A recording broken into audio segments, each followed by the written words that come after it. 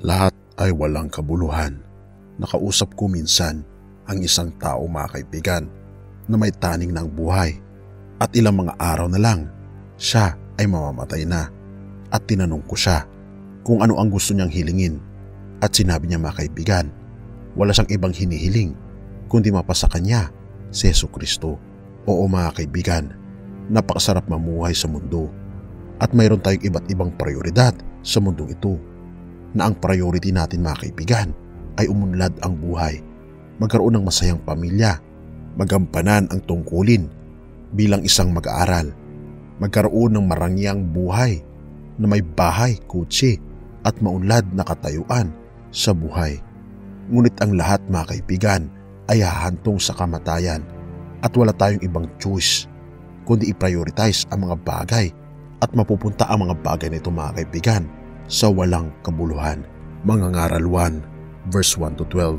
Walang kabuluhan ang lahat. Ito ang mga katuruan ng mga ngaral, ang anak ni David na hari ng Israel. Napakawalang kabuluhan, napakawalang kabuluhan. Lahat ay walang kabuluhan, sabi ng mga ngaral. Nagpapakapagod ka ng husto sa pagtatrabaho sa mundong ito. Ngunit para saan ba ang mga pagpapagod na ito? Patuloy ang pagpapalit-palit ng mga lahi, ngunit hindi nagbabago ang daigdig. Ang araw ay patuloy sa pagsikat at patuloy sa paglubog. Pabalik-balik lang sa pinanggalingan. Ang hangin ay umiihip patungong timog, papuntang hilaga, buong araw na paikot-ikot. Lahat ng tubig ay umuuwi sa dagat, ngunit hindi ito napupuno. Ang tubig ay bumabalik sa batis na pinagmulan upang muling umagos patungong karagatan. Ang lahat ng bagay ay nakababagot, hindi makayanang ipaliwanag. Walang sawa ang paningin ng tao, walang tigil ang kanyang pakinig.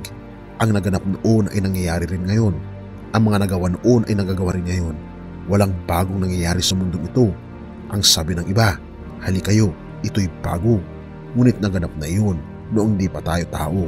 Hindi na maalala ang mga nauna. At ang nangyayari ngayon ay malilimutan din sa hinaharap. Ako ang mga ngaral ay naging hari ng Israel.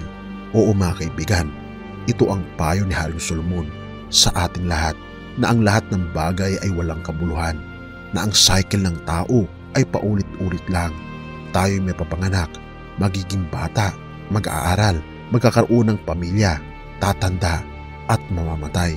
Ito ang cycle, mga kaibigan, ng buhay, na habang tayo, mga kaibigan, ay nabubuhay, ating iniisip lamang kung ano ang mayroon tayo ngayon, na hindi natin kadalasang naiisip kung ano nga ba ang buhay natin pagkatapos sa buhay na ito. At ito'y marirealize lang natin kung alam natin kung kailan tayo mamamatay. Dakila ka, kaibigan, kung alam mo kung kailan ka mamamatay, dahil alam natin kung paano natin i-priority ang mga bagay-bagay. At wala ng kabuluhan, mga kaibigan, ang mga kayamanan. Hindi na natin iisipin kung ano ang ating kakainin bukas.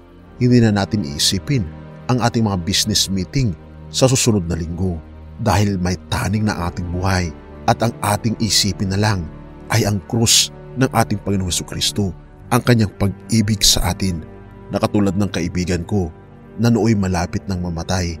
Ang kanyang iniisip lang ay ang kaligtasan, ang pananampalataya at higit sa lahat, pagpapatawad ng kanyang mga nagawang kasalanan sa ating Panginoong Jesucristo, upang maihanda niya ang kanyang sarili na tanggapin ang judgment ng ating Panginoon. Oo mga kaibigan, mayroong tinatawag na judgment pagkatapos ng kamatayan, dahil hindi naman totoo ang purgatorio. Hebrews 9 verse 27, itinakda sa mga tao na minsan lamang mamatay at pagkatapos ay ang paghukom.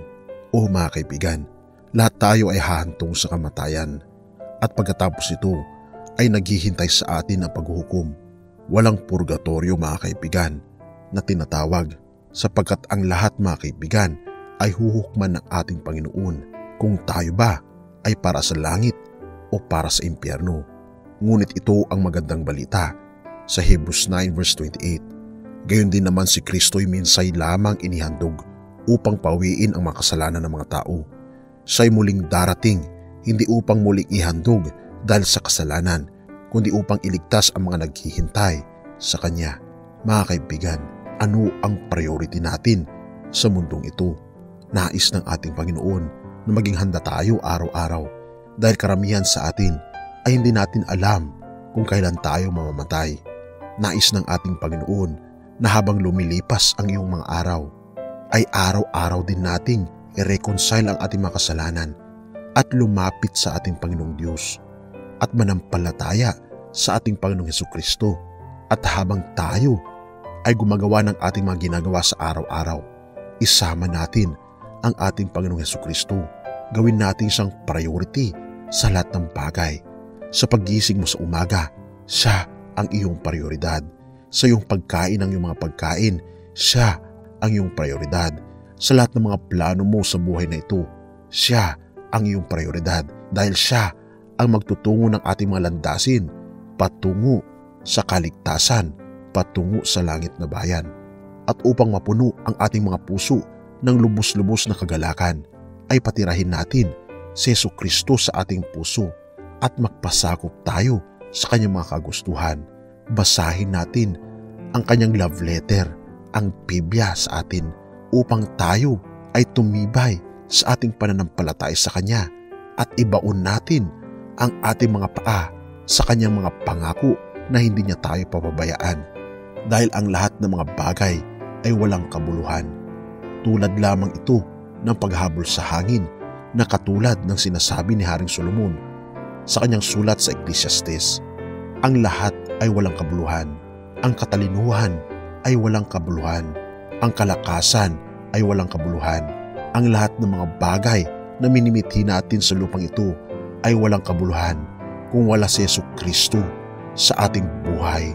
Mga kaibigan, kahit na mawala na ang lahat, kung mayroon si Hesukristo sa puso mo, sa buhay mo, ay nasa iyo na ang lahat dahil siya ang ating buhay.